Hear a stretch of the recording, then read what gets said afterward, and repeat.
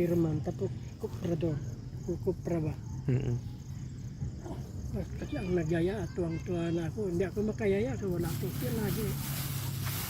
Ay, pati paliligaw, tulungan ko, wala ka, kamama ko, maligaw ako kaya ano, sabi, sige. Ako ang tagabili ng mirinda.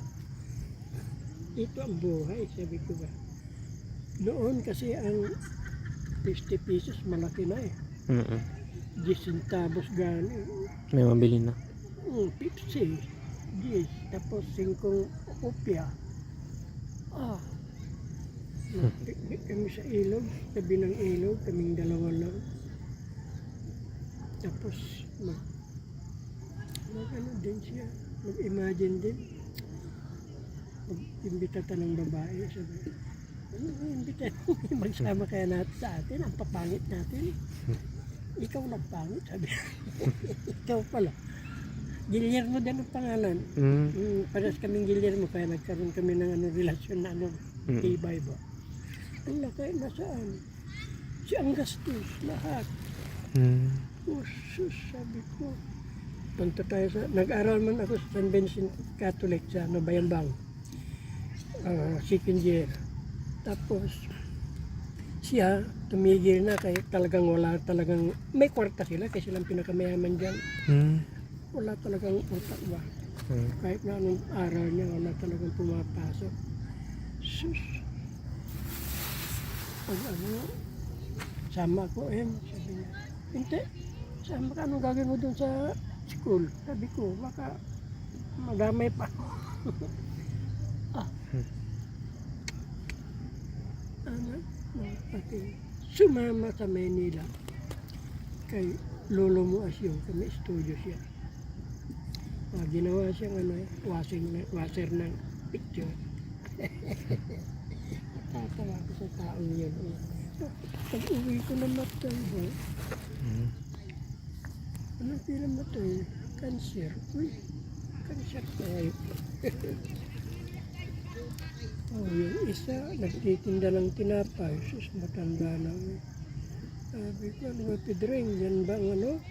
Wala tayo magawa. Kung hindi yung bakery na yun, walang mabubuhay talaga. Ang daming ko nagtitinda ng tinapay, doon nang gagaling. Kaya na si Lolo mo Vic, doon din. Nung bata pa, binata, nagtinda rin ng tinapay. Nagtinda rin ako, nagtinda rin si Asyong. Tatlo kami. Grabe yun, ang kanadriya na yun.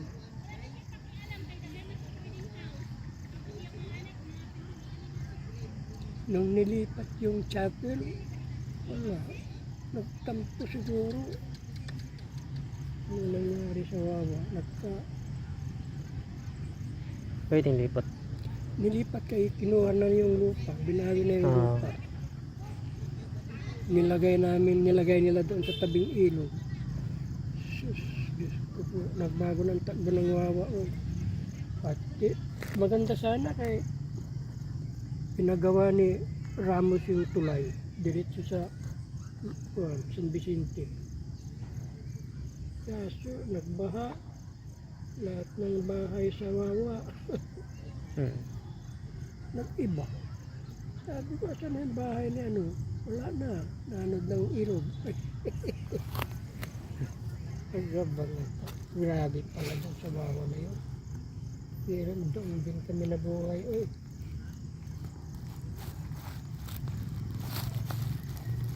Wala din abilidad si tatay kasi lolo mo walang abilidad ba?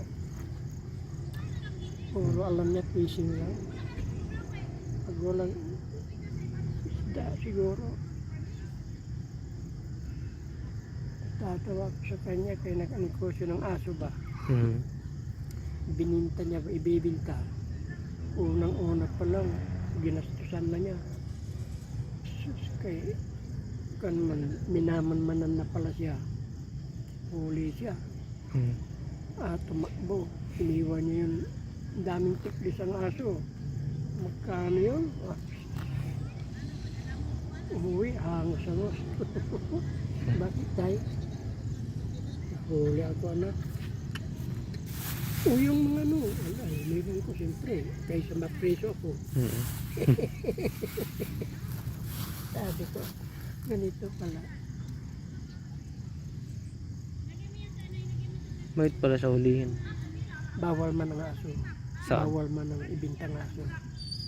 Hmm. Di ba noon pa yan hanggang ngayon? Bawal yan eh. Malibenta? Lalo na yung pinapatay, kinakain. Oo, yun, bawal yan.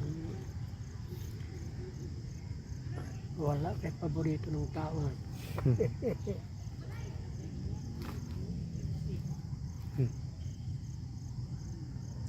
Mayroon kaming lupa, yung sa homeland.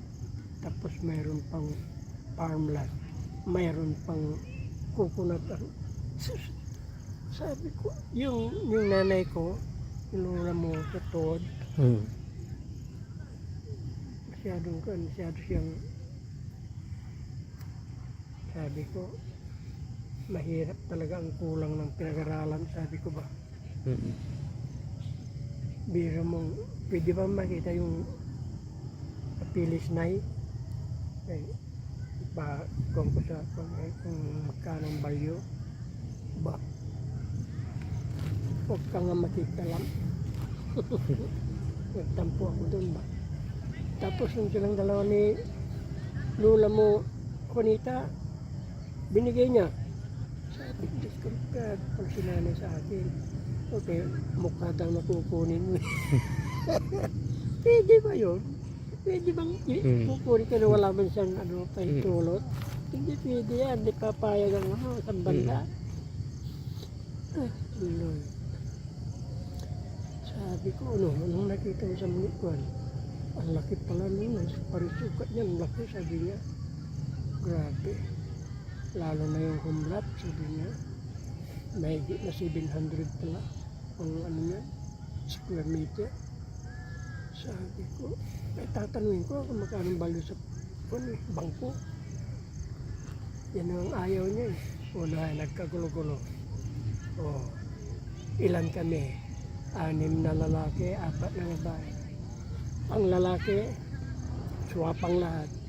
Pira lang siguro ako kaya hindi ako nag-isip ng masama eh. Hindi talaga.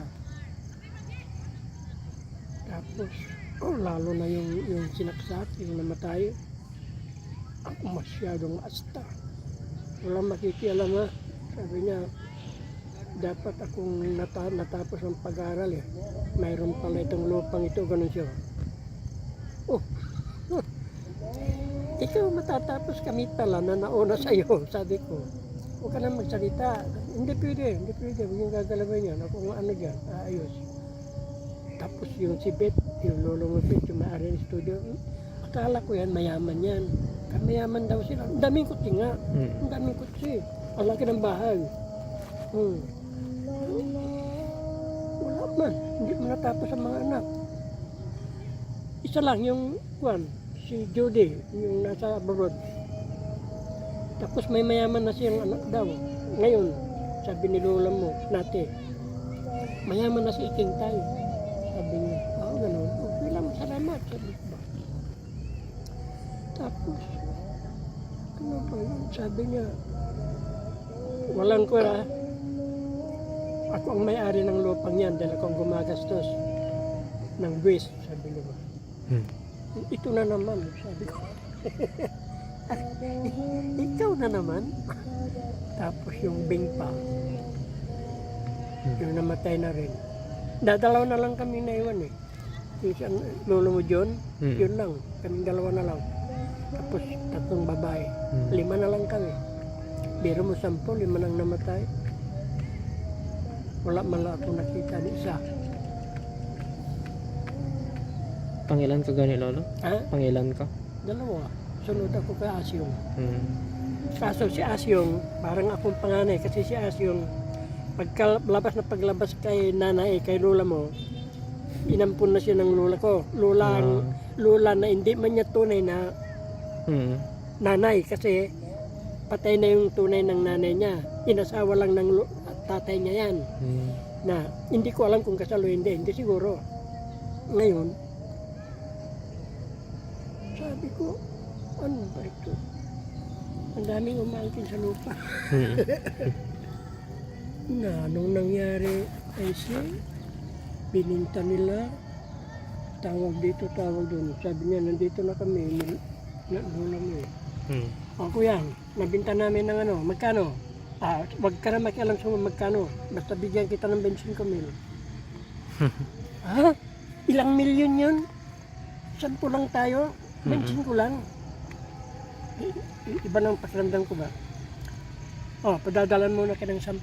Paunang bayad. Sabi niya, 15 sa sunod. Wala na, hindi na naulit. Ngayon, nagpunta ko sa Manila, kaming dalawa ni Lula mo. Di, sabi ko, ito na, puntahan ko na siya. Pinunta ko. Iisa lang ang salita. Wala na, hindi. Hindi pa. Iisang salita. Wala na, kinuha na ninyo lahat. Sabi niya, wala na ako.